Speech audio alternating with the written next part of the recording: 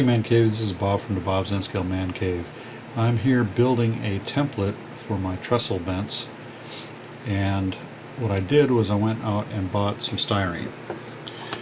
I went and bought some of this styrene, which is 3.2 by 6.3 millimeters. It's a scale, it's pretty good.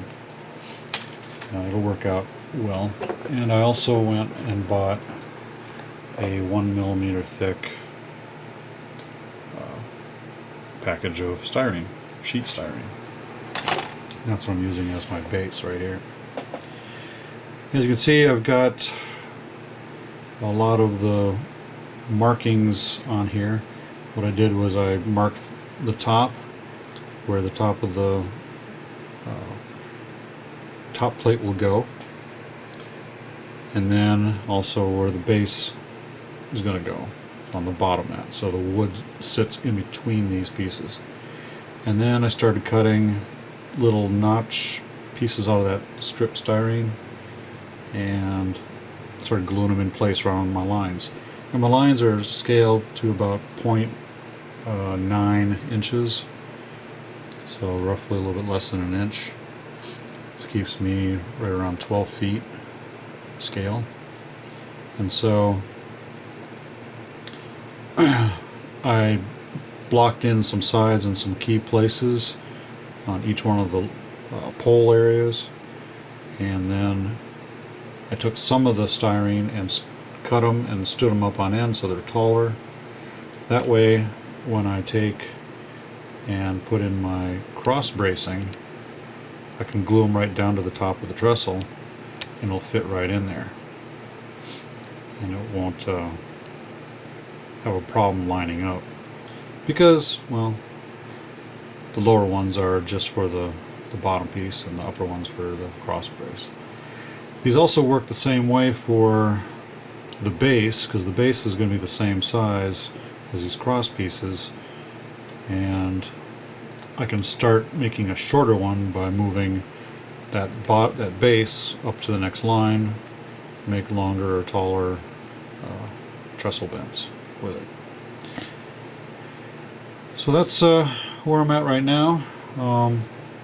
I've got to start cutting some more of these poles and cutting them at 5 and 10 degree angles. The center one is at flush 90 degrees, 5, and then 10 degrees on the outside. And what I use for that is a diagonal cutter.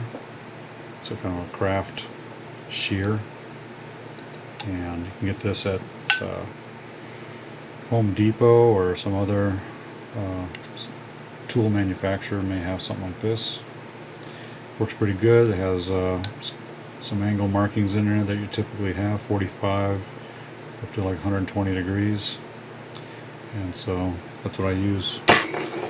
And then I also glue down all of these with Plastistruct plastic weld. Works pretty good. Don't sniff it. Harmful vapors, and it can be an eye irritant, so don't get it in your eyes, don't drink it. You may end up dying, because it is it does have methyl ethyl ketone, or MEK, and that stuff is pretty nasty.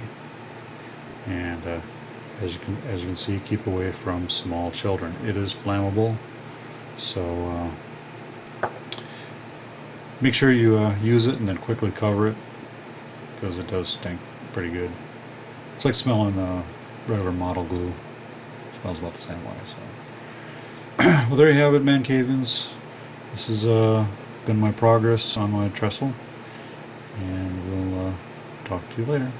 You have a good day, and if you, oh, by the way, if you want to find out more and follow this build, get your fingers ready to subscribe. Just click up here in the corner here, over here.